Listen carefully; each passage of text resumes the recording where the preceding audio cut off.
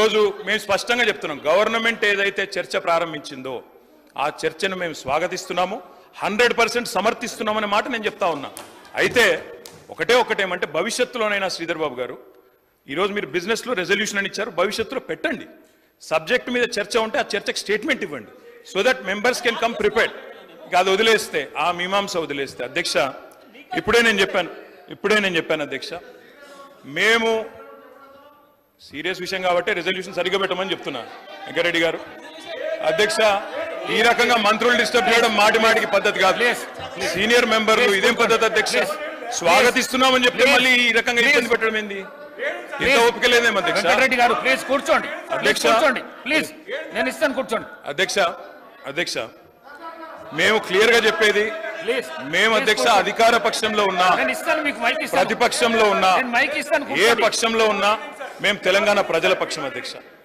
మేము ఈరోజు ఈ కాంగ్రెస్ పార్టీ ప్రవేశపెట్టిన, కాంగ్రెస్ ప్రభుత్వం ప్రవేశపెట్టిన ఈ చర్చను ఎందుకు సమర్థిస్తున్నాము, ఎందుకు స్వాగతిస్తున్నామంటే, తప్పకుండా రాష్ట్ర విశాల ప్రయోజనాల దృష్ట్యా, రాజకీయ ప్రయోజనాల కంటే కూడా రాష్ట్ర ప్రయోజనాలు ముఖ్యం కాబట్టి, తప్పకుండా రాష్ట్రంలోని ప్రజలకు న్యాయం జరగాలి కాబట్టి, నిన్న కేంద్ర బడ్జెట్లో అన్యాయం జరిగింది కాబట్టి తప్పకుండా ప్రభుత్వం ఈరోజు ఏదైతే చర్చను పెట్టిందో దాన్ని మేము సంపూర్ణంగా స్వాగతిస్తున్నామన్న మాట మళ్ళొకసారి చెప్తా ఉన్నా అధ్యక్ష. ఇప్పటిదాకా శ్రీధర్ బాబు గారు మాట్లాడిన మాట, అక్కడ మేము 10 సంవత్సరాల నుండి మేము చెప్పింది అదే అధ్యక్ష, కొత్తదేమీ లేదు. అయితే వారు చెప్పిన దానిలో ఒకటి ఏమన్నారు అధ్యక్ష, వారు తెలంగాణ అన్న పదమే నిన్న బడ్జెట్ స్పీచ్లో వినబడలేదు అన్నారు. వాస్తవం, మీరు చెప్పేది కరెక్ట్ శ్రీధర్ బాబు గారు. ఎందుకు వినబడలేదు అధ్యక్ష? ఆనాడు ఉమ్మడి ఆంధ్రప్రదేశ్లో ఇదే శాసనసభలో తెలంగాణ అన్న పదం నిషేధించారు. ఈరోజు అధ్యక్ష పార్లమెంట్లో తెలంగాణ అన్న పదం లేదు అంటే దానికి కారణం ఒక్కటే అధ్యక్ష, అక్కడ బీఆర్ఎస్ లేకపోవడమే కారణం తప్ప ఇంకోటి కానే కాదు. గులాబీ జెండా ఎగిరినాకనే తెలంగాణ ఇక్కడ మెయిన్ స్టే అయింది, అక్కడ కూడా ఉండేది అధ్యక్ష. ఈరోజు అక్కడ లేదు అధ్యక్ష. కేంద్ర బడ్జెట్ చూసినాక ఇలా తెలంగాణ ప్రజలు ఏమనుకుంటున్నారంటే అధ్యక్ష, చాలా స్పష్టంగా లెక్కలు తప్పినాయి అధ్యక్ష. వివేక్ లెక్కలు తప్పినాయి అధ్యక్ష. 8+8 మామూలు గణితం అయితే 16 అధ్యక్ష. కానీ ఇవాళ 8+8 గుండు 0 అని తెలంగాణ ప్రజలు అనుకునే పరిస్థితి వచ్చింది అధ్యక్ష. ఇది వాస్తవం అధ్యక్ష. ఎందుకంటే తెలంగాణ గడ్డ మీద పుట్టిన ప్రతి బిడ్డకు కలిగిన భావన నిన్న కేంద్ర ప్రభుత్వ బడ్జెట్ చూసినాక ఈ 10 సంవత్సరాలు ఏదైతే అన్యాయం జరిగిందో అదే అన్యాయం కొనసాగింపుగా ముందుకు పోతా ఉంది అధ్యక్ష. కాకపోతే హాస్యాస్పదం ఏమంటే, మమ్మల్ని ఒక మాట అన్నారు అధ్యక్ష. ఏమన్నారు ముఖ్యమంత్రి గారు? ఏమన్నారు అధ్యక్ష? కేసీఆర్ గారు అనవసరంగా పంచాయతీ పెట్టుకున్నారు, ముఖ్యమంత్రిగా కేంద్ర ప్రభుత్వంతో పంచాయతీ పెట్టి కెలికి పంచాయతీలు పెట్టుకొని అనవసర బేసిజానికి వేయండి కాబట్టే 10 ఏళ్లలో ఏం కాలేదు, నేను అందుకే సఖ్యతతో ఉంటా అన్నారు. ఏమన్నారు అధ్యక్ష వారు? ఇక్కడ హైదరాబాద్లో ఒక మీటింగ్లో మోడీ గారు వస్తే ఏమని చెప్పినారు? మాది కేంద్ర ప్రభుత్వంతో ఇప్పటి నుంచి బంధాలు, అనుబంధాలు, సత్సంబంధాలు ఉంటాయి. మోడీ గారు పెద్దన్న లాంటి వారు, బడే బాయ్, నేను చోటే బాయ్ అన్నారు అధ్యక్ష. అన్నాదమ్ముల అనుబంధం మంచి అద్భుతమైన సినిమా పండించిన వేదిక మీద ముఖ్యమంత్రి గారు. మరి ఏమైంది అధ్యక్ష? ఈరోజు ఏం జరిగింది అధ్యక్ష? తన దాకా వస్తే గాని ఇవాళ శ్రీధర్ బాబు గారు మాట్లాడుతున్నారు సవతి తల్లి ప్రేమ, కక్ష, వివక్ష. మరి మేమేం చెప్పినాం అధ్యక్ష? మేం చెప్పింది కూడా గదే ఇన్ని రోజులు. ఇప్పుడు మీ దాకా వస్తే మీకు తత్వం అర్థమైంది, వాళ్ళు ఎట్లా వ్యవహరిస్తారో. ఎన్నిసార్లు తిరిగినా, ఎక్కే విమానం దిగే విమానం అన్నట్టు 20 సార్లు ఢిల్లీలు దిగినా ఆడ ఏం జరగదన్న విషయం ఇప్పుడు అర్థమైంది మీకు. ఇప్పటికైనా వాళ్ళ తత్వం బోధపడ్డందుకు చాలా సంతోషం అధ్యక్ష. కాకపోతే మాకు మీలాగా కొన్ని అలవాట్లు లేవు. మేము ప్రయత్నం చేసినాం, చాలా పనులు కూడా సాధించినాం. ఏమేమి సాధించినామో కూడా మీకు చెప్తాను. కానీ ఇతరులు సాధించింది మా ఖాతాలో వేసుకునే అలవాటు మాకు లేదు. కేంద్ర ప్రభుత్వం, ఆనాడు రాష్ట్ర ప్రభుత్వం, మేమందరం కూడా కొట్లాడి ఎలివేటెడ్ కారిడార్లు, రక్షణ శాఖ భూములు, ఇవన్నీ మా ప్రభుత్వ హయాంలో వర్క్ జరిగితే కాగితం మీరున్నప్పుడు వస్తే మేము సాధించినామని గొప్పలు చెప్పుకున్నారు. సభకు పంపించినందుకు మా పాలకుర్తి ప్రజలందరికీ కూడా ధన్యవాదాలు అధ్యక్ష. గత 9 సంవత్సరాల నుంచి కూడా విద్యారంగం అనేది ఎంతో దారుణంగా తయారైంది అధ్యక్ష. అది నా పల్లబాట కార్యక్రమంలో ఊర్లన్నీ తిరుగుతుంటే ఆ స్కూల్స్ని చూస్తుంటే ఎంతో బాధేస్తుంది. ఎందుకంటే పిల్లలు ఎంత ఇబ్బంది ఉన్నా కానీ కొంతమంది పిల్లలు కింద కూర్చొని అసలు కనీసము మౌలిక వసతులు కూడా లేవు అధ్యక్ష.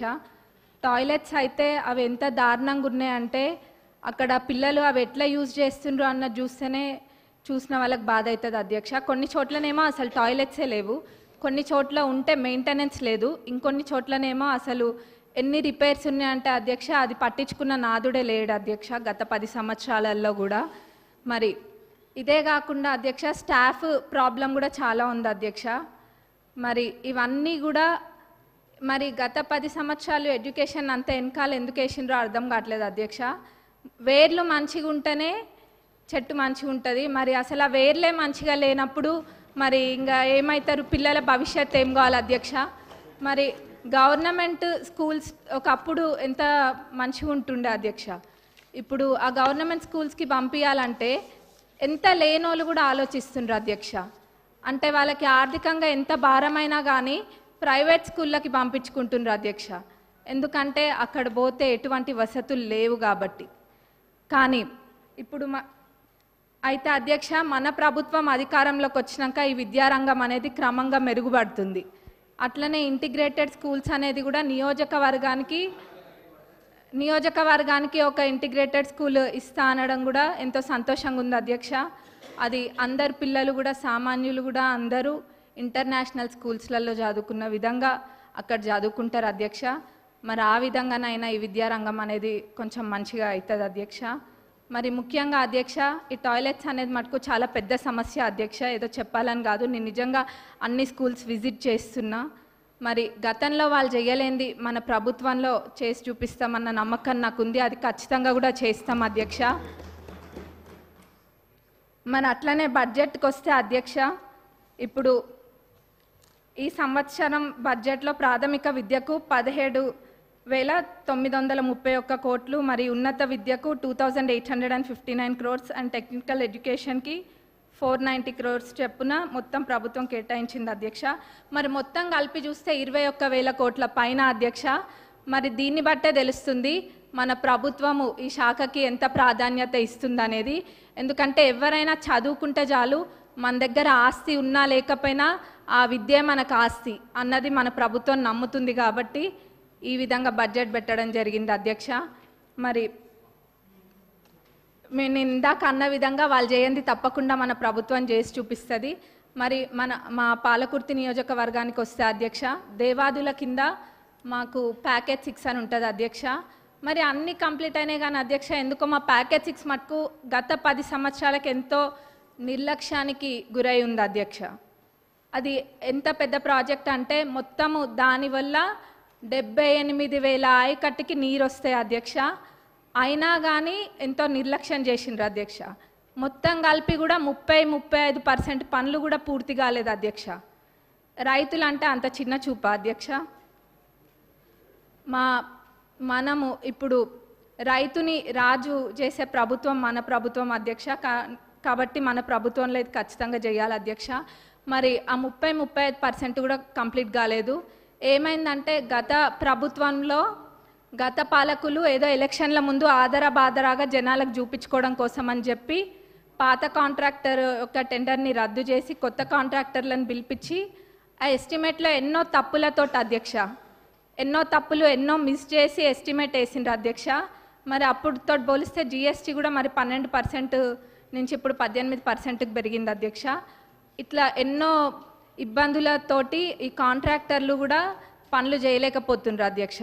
కాబట్టి ఈ పాత ఎస్టిమేట్ని కొంచెం సవరించి కొత్త ఎస్టిమేట్ తయారు చేసి అట్లనే పనులని ప్రారంభించాలని చెప్పి మీ ద్వారా గౌరవ ఇరిగేషన్ మినిస్టర్ గారిని మరి గౌరవ సీఎం గారిని కోరుతున్నాం అధ్యక్ష.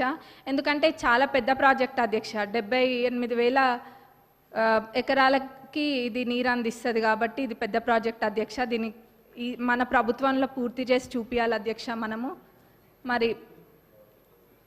మరి అట్లనే అధ్యక్ష కాలువలు అధ్యక్ష, కాలువలు కొన్ని చోట్ల అధ్యక్ష అన్ని చాలా మటుకు కాలువలల్లో అన్ని చెట్లు మొలిచి ఉన్నాయి అధ్యక్ష.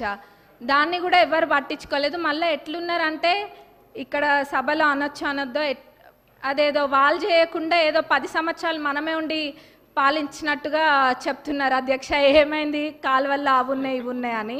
మరి నవ్వాలో ఏడవాలో తెలియదు అధ్యక్ష. కాబట్టి మేమే మా నియోజకవర్గంలో అయితే ఒక 30 కిలోమీటర్లకు పైగా మా సొంత డబ్బులతోటి మేమే పెట్టి అది తవ్విపియడం కూడా జరిగింది అధ్యక్ష. ఇక్కడ ఇదంతా ఇబ్బంది లేకుండా లైనింగ్ కాలువలన్నిటికీ కూడా లైనింగ్ చేయాలని మీ ద్వారా నేను కోరుతున్నా అధ్యక్ష. మరి అట్లనే అధ్యక్ష, చివరిగా రుణమాఫీ. ఆ రోజు అందరము ఇక్కడున్న శాసనసభ్యులం అందరం కూడా ఎంతో నమ్మకంతో చెప్పినాము, గతంలో రుణమాఫీ పూర్తి స్థాయిలో చేసింది కాంగ్రెస్ ప్రభుత్వమే, ఇప్పుడు చేయబోయేది కూడా కాంగ్రెస్ ప్రభుత్వమే అని. అది మాటలకి మాత్రమే అంకితం కాకుండా అధ్యక్ష, ఈరోజు అన్న విధంగా తప్పకుండా చేసి చూపిస్తుంది కాంగ్రెస్ ప్రభుత్వం అని చెప్పి ఈరోజు మనము చేయడం జరిగింది అధ్యక్ష.